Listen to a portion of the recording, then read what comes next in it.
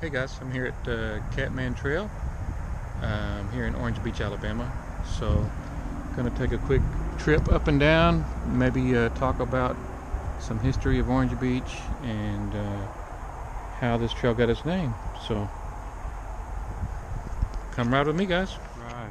This is Catman Road. So, Catman Road was initially one of the few roads that went all the way from State Park over to Cotton Bayou in Orange Beach, Alabama. So that's where we are, Orange Beach, Alabama. This is our first video. Maybe we'll learn some history of Orange Beach along our journey. But Catman Road is where we're starting out. So, good morning. So, as I mentioned, Catman Road was once just a dirt road that connected the State Park all the way what is now 161. I believe it was in 1947 when it was first created, and it was what you called a corduroy road. So they would put trees down side by side and then fill in the gaps with mud and dirt and sand. It would become a harder surface, and the trees would give it support. So back then on Orange Beach, as you may or may not know, even now it's all mostly sand, and getting stuck was a common occurrence when you're traveling, especially with those skinny wheels back in the day. So they would form these roads with the trees as a subsurface. And it was called a corduroy road, much like you'd have corduroy pants. You know, they have little ridges. It's the same type of thing. So you can imagine it was a pretty bumpy trail. Good morning. Yes, sir. And so then a fire in the State Park area, some huge fires, made a lot of the road impassable, and so they discontinued use of the road and use Canal Road instead, or what now Perdido Beach Boulevard. Quit using this road. Good morning. And so, yeah, then bikers started using it more and more, and so now it's become a biking trail that travelers can take. So we'll see what we can discover. So Catman Road, where does that get its name? So there's many different theories or ideas on where the name came from. So the first dates back to the Native American times. There was a medicine man that would give his warriors this potion or serum before they would go out on a hunt. And that would give them extra strength and awareness. And rumor has it that one night one of the warriors snuck into the medicine man's teepee, and he drank the entire bottle of serum, whereas they're only supposed to have like a teaspoonful or something. This young warrior ingested a whole bottle, and he basically went wild, crazy, and he was last seen roaming through this area with a herd of cats, with wild cats. I don't know about, probably not house cats, but maybe bobcats or whatever. So that was the last he was seen. Some other rumors are that back in the Depression, there was a couple of gentlemen three gentlemen in fact, that fell on hard times, and they decided to take up camp inside the State Park area because they didn't have much access to make a living for themselves. Go ahead.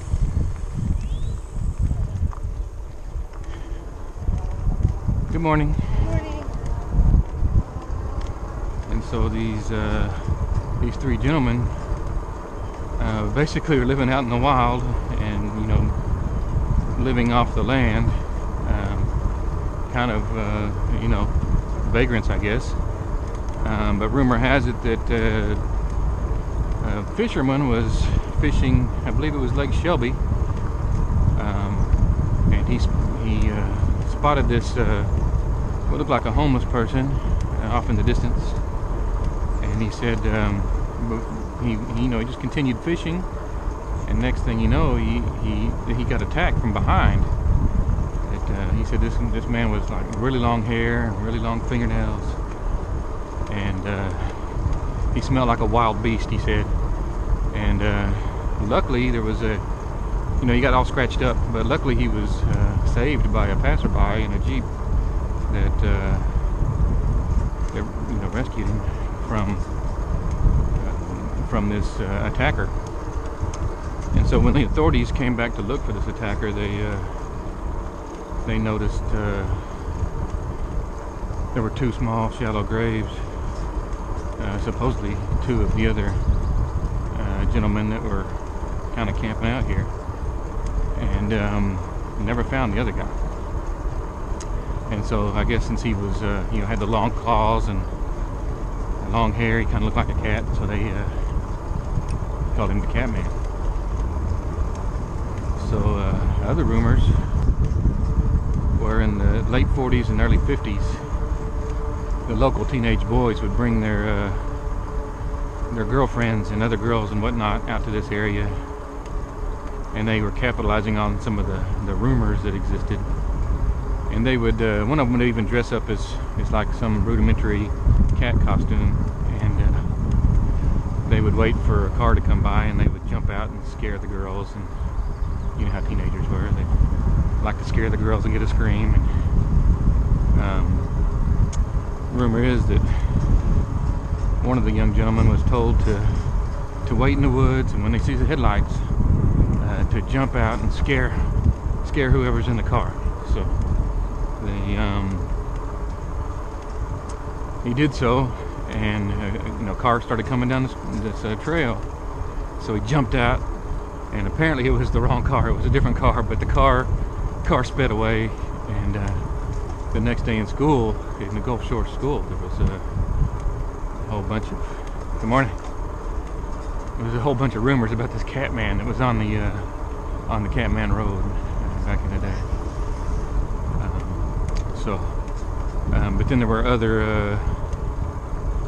other times that different teenage boys and whatnot would try to scare their girlfriends and such. And I guess back in the day they used that as a way to get closer. The girl would scream and hold on for dear life. The boys thought that was neat because they got attention from the girls. And so that's kind of the history of Catman Road. Not sure which story is true. Probably a little bit of everything. Yeah, Catman Road is here. It's a trail now to ride up and down. As you can see, there's a couple of these lakes, Lake Shelby, and I'm forgetting the other names at the moment. May tell us here in a second. But these are natural lakes. They're freshwater. They're fed by a spring that feeds these lakes, and I believe that Lake Shelby, which is the biggest one, it's down close to the state park, is the closest naturally formed freshwater lake to saltwater. So, and if you've ever been down Perdido Beach Boulevard there at the state park, you can see that it's right across the street. It's super close to the ocean, or to the Gulf of Mexico, or Gulf of America, or whatever you want to call it. But yeah, so the freshwater lake is right there across the street.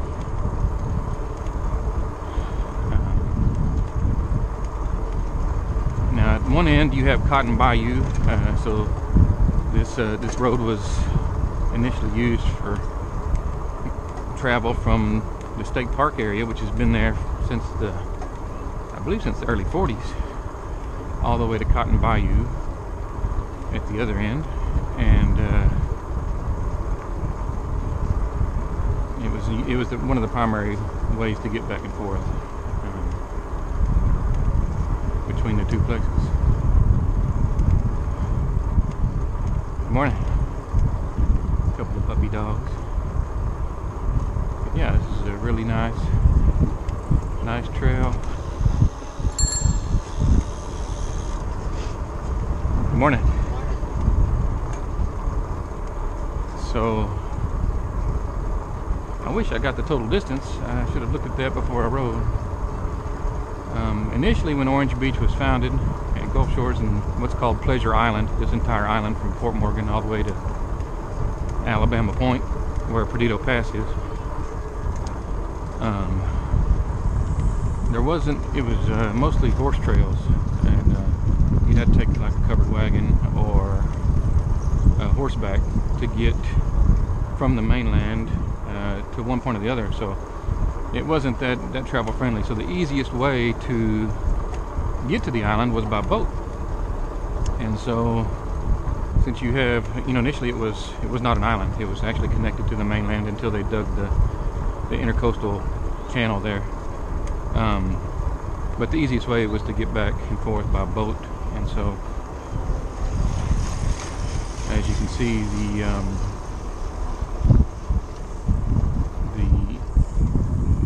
not only the settlers but other people visiting the island would take ferries that were connected on each end, like in Fort Morgan, or even across Wolf Bay, or even there at Bear Point. So a lot of the early establishments and communities were at the ends of the island and not in the middle. So if you've ever been to the island, you know that when you cross over there on the Foley Beach Express, of course you have the wharf and all that built there, but across the Canal Road it's mostly just pine forest. There are some communities that are being built up now, but due to the nature of travel back in the day, most of the settlements were on the ends of the island. So Bear Point, look at Fort Morgan, those other types of areas, until actual highways and road systems were built. And again, this Catman's Road was one of the earliest roads built through here.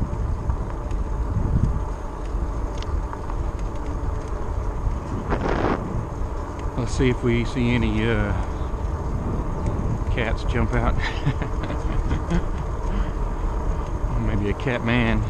But as you can see, there's a lot of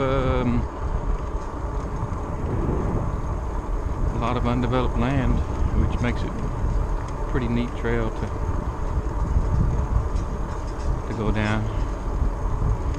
And if you're just looking here, this is a really wide road, right? So rumors are that some of the boys they weren't going to get caught by this Catman, so they would travel at speeds of 100 miles an hour or so down this road, which is probably not very safe. It's not safe on any paved road, let alone an old dirt road. But I guess fear is a crazy motivator for people.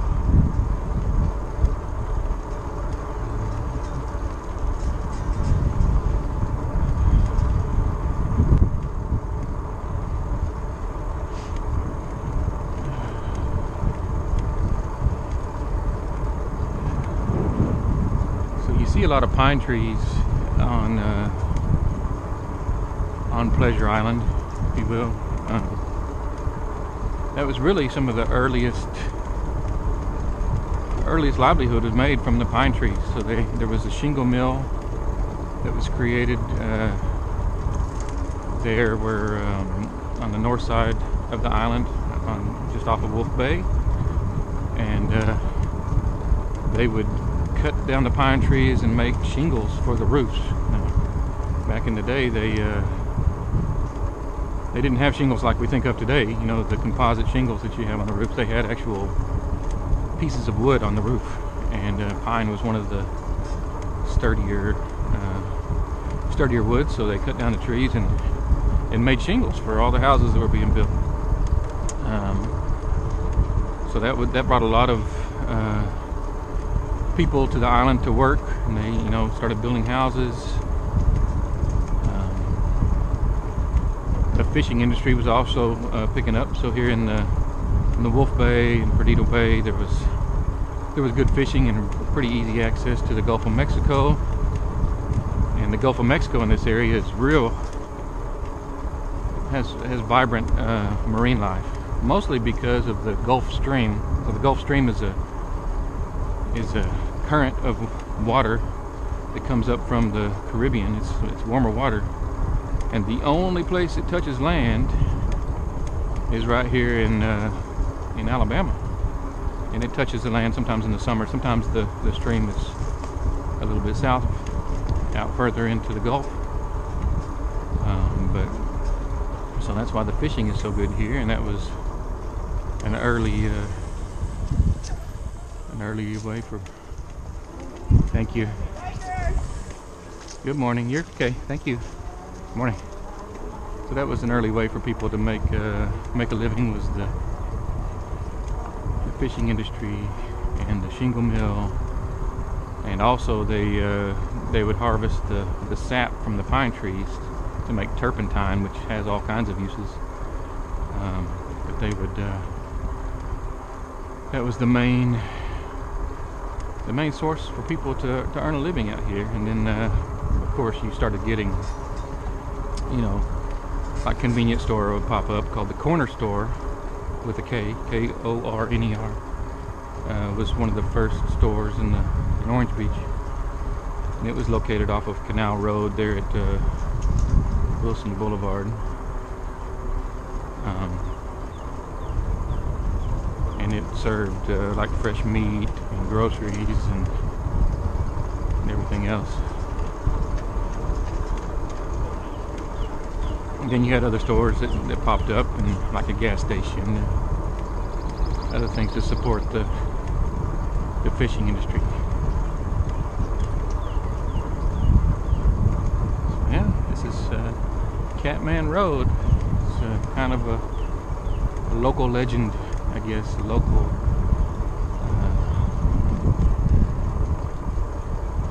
traveling and hiking and biking spot.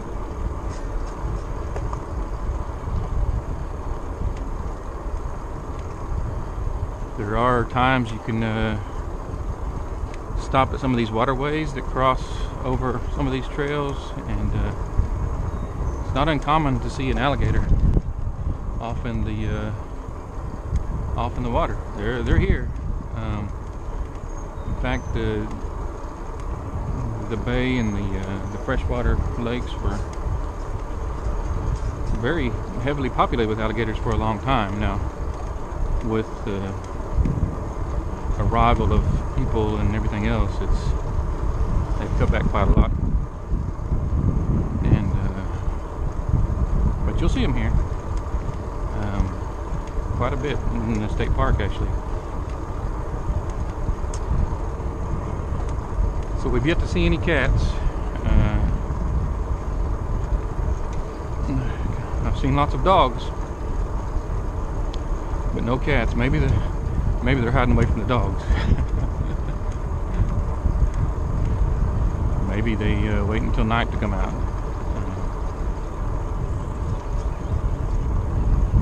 Some of the folks, the old timers that still live here, that grew up here, they're still positive that there's strange things that happen down Catman Road. They got stories of, when you're not paying attention, your car will be scratched, or a Catman will jump out in front of you, and if you turn the lights off and back on again, it will disappear and sometimes pop up right behind you. And so they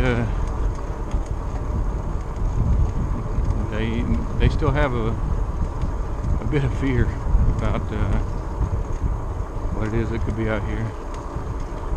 But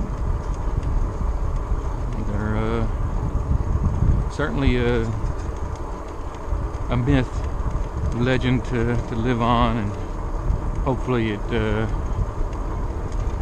it maintains some notoriety. Hopefully there's nothing to it and people aren't really being scratched up or attacked by a Catman, but it's kind of fun to have the stories and some tradition and history of the place. So props to the city of Orange Beach for maintaining the Catman Road and the trail, and making this a place where lots of hikers and bikers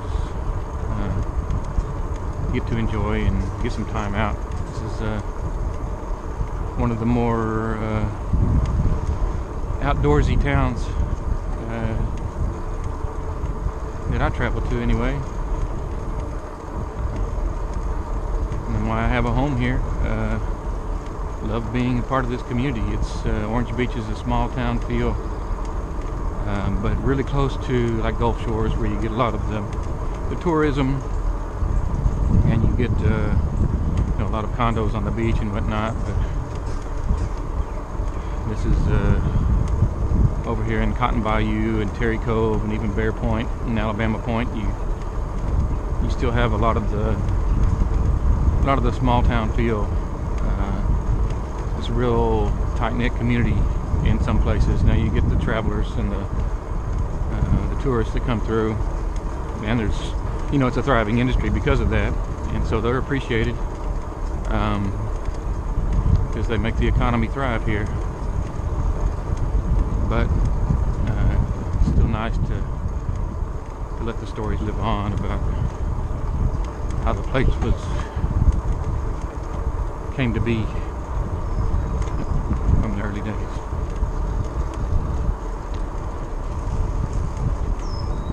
It's kind of a nice little ride up and down the Catman Trail, all the way from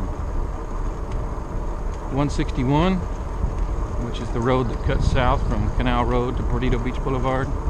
We started there, and we went all the way to the campgrounds down Catman Road. And there's other trails that fork off, and you can kind of get lost if you're not paying attention. To be honest, you'll get turned around, go around the lake, or not really know where you're at unless you've been up and down it enough. But if you just stick on the main course, you're able to just go straight and back. So here we go. Here we are at the end. So appreciate everybody takes a look, like and subscribe, I guess they say. But nice little trip for everyone. Thank you guys.